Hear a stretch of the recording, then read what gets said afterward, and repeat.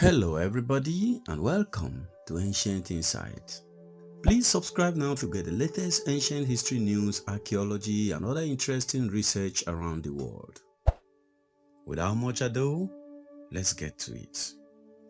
Ethiopia's rich and artistic heritage is the product of a series of transcontinental cultural exchanges whose beginning can be traced back as far as the late 1st millennium BC.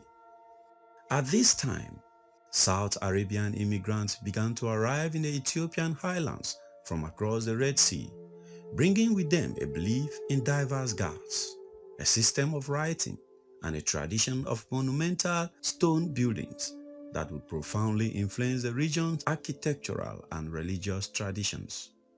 The most famous early manifestation of this influence still extant is the 60 by 50 foot stone structure at Yeha in modern-day northern Ethiopia, estimated to have been constructed around the 5th or 4th century BC, possibly once a temple to a South Arabian deity. This rectangular building was constructed from 10-foot sandstone blocks fitted together without the use of mortar. Located approximately 30 miles southwest of Yeha, the fertile Hetsebo Plain, where Aksumite civilization originated, began to be populated in the 4th to 3rd centuries BC, developing into a kingdom between the mid-2nd century BC and the mid-2nd century AD. Aksum is perhaps most renowned internationally for its enormous monolithic stele erected during the 3rd and 4th centuries AD as funerary makers for deceased members of its elites. To the faithful of the Ethiopian Orthodox Church, it is a place where the Ark of the Covenant was brought by Menelik I, son of the Queen of Sheba and King Solomon of Israel, as detailed in the 13th century Kebra Negast, the Book of the Glory of Kings. An Alexandria-based trader's handbook written in the 1st century AD, the Periplus of the Eritrean Sea, provides one of the earliest testimonies of Aksum's expanding involvement in trade. Linked to the Red Sea trade routes by its port city of Adulis, Aksum itself was situated further inland, perhaps to allow for better control of the ivory that was one of its most lucrative exports.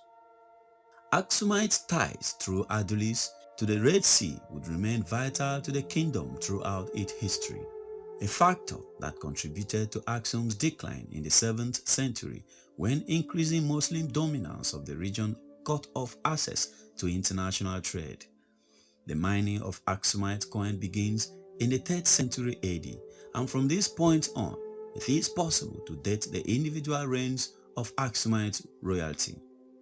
In the 4th century AD, the rule of one monarch in particular marked a defining transition in Ethiopian religious and cultural history. Byzantine and Roman historians chronicle how a Syrian Christian named Frumentius came to be captured and later hosted by the Axumite court, whose king he ultimately converted.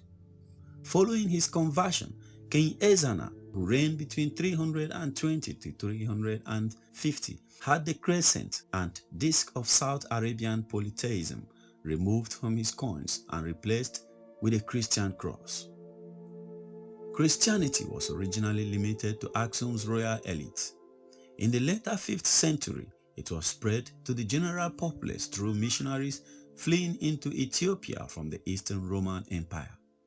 These evangelizers led to the Ethiopian Orthodox Church because, together with Alexandrian Church, it continued to maintain the monophysite doctrine after it was branded heretical in 551 by the Council of Chalcedon.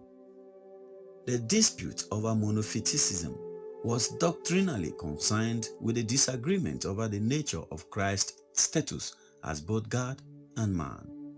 It came to have substantial political and cultural overtones and was exacerbated by rivalries between Rome, Constantinople, and Alexandria. The Ethiopian Orthodox Church outlasted its parent civilization and has remained a vital sponsor of religious acts up to the present day.